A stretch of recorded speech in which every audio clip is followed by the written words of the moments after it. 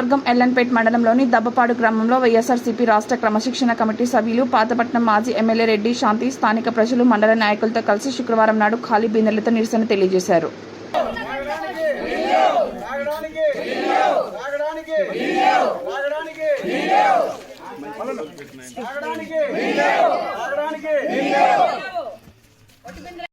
ఈరోజు పాతపట్నం నియోజకవర్గంలో ఎల్లంపేట మండలం దబ్బపాడు గ్రామంలో ఇది ఒక ఉదాహరణ మాత్రమే.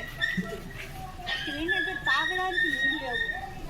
అసలు ఈ కూటమి ప్రభుత్వం ఎంత భయంకరంగా ఉందంటే 11 నెలలు అయింది వచ్చి పేద ప్రజలకి నీరు ఎలా అందించాలి, నీరు ఏ విధంగా మీకు అందివ్వాలి, మరి ఏమాత్రం కూడా సౌకర్యం లేదు. ఈరోజు ఎండలు చూస్తే భగవాన్ వెళ్ళిపోతున్నాయి. అందరు ఇక్కడ ఉండేటువంటి గ్రామ ప్రజలందరూ అంటే ఈ ఒక్క ఊరనే కాదు, కేవలం ఉదాహరణ మాత్రమే.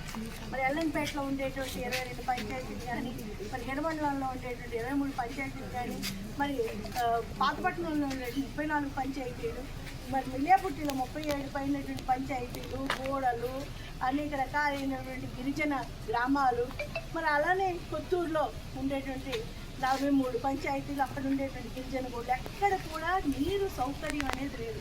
కూటమి ప్రభుత్వం 11 నెలల నుంచి కేవలం వాళ్ళ తాలూకా ఇంట్రెస్ట్తో పనిచేస్తున్నారు, కానీ పేద ప్రజలకు అందుబాటులో ఉండేటువంటి సౌకర్యాలు ఏవి కూడా లేవు.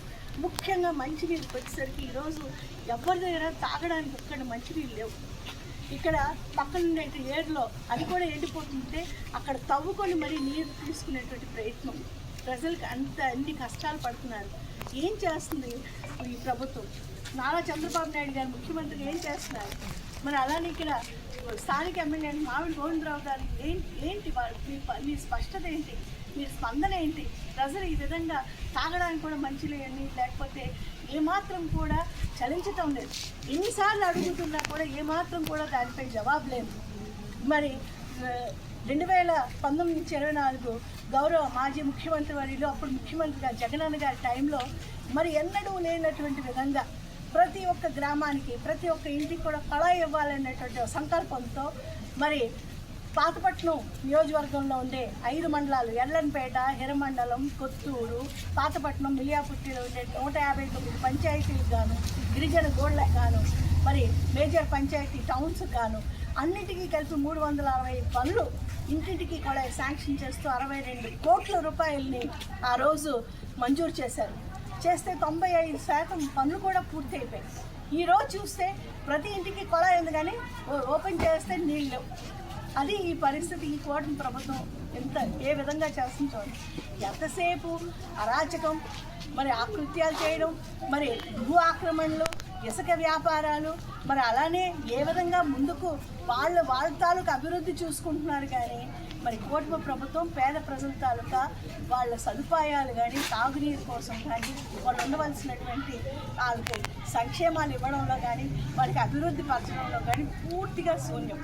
మరి ఈరోజు చూస్తే గత అక్టోబర్ నుంచి కూడా, సెప్టెంబర్ అక్టోబర్ నుంచి కూడా సర్పంచుల తాలూకా పరిస్థితి గమనించండి. ప్రతి ఒక్క సర్పంచ్కి ఒక 28 నుంచి 30 వరకు కూడా పంచాయతీ రిజల్యూషన్స్ ఉంటాయి, వాళ్ళకి ఆ పవర్ ఉంటుంది.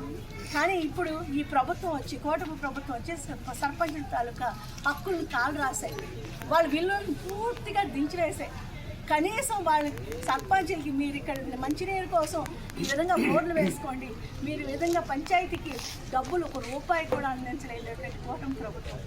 అంటే వీళ్ళు వ్యవస్థలన్నింటినీ కూడా నిర్వీర్యం చేశారు, పంచాయతీ వ్యవస్థను నిర్వీర్యం చేశారు. పంచాయతీ వ్యవస్థ నుంచి సదుపాయాలు అందవలసిన ప్రజలకు ఈరోజు తాగడానికి కూడా నీళ్ళు అందవలేనటువంటి కూటమి ప్రభుత్వానికి ప్రజలు త్వరలోనే బుద్ధి చెప్తారు. మరి ఈరోజు ఒక్కడి నీళ్ళ కోసం కూడా పక్కన ఉండేటువంటి ఏట్లోకి వెళ్ళి తవ్వుకోవాల్సిన పరిస్థితి అంటే అర్థం చేసుకోండి. ఈ ఒక్క గ్రామం ఇది ఒక ఉదాహరణ చూపిస్తున్నాం. ఇది ప్రతి ఒక్క గ్రామంలో కూడా ఇదే పరిస్థితి. మంచినీరు ఎక్కడా లేదు, తాగునీరు ఎక్కడా లేదు, సాగునీరు ఎక్కడా లేదు. అసలు నీరు అనేదే వీళ్ళకి ఇవ్వాలనేది ఉద్దేశం.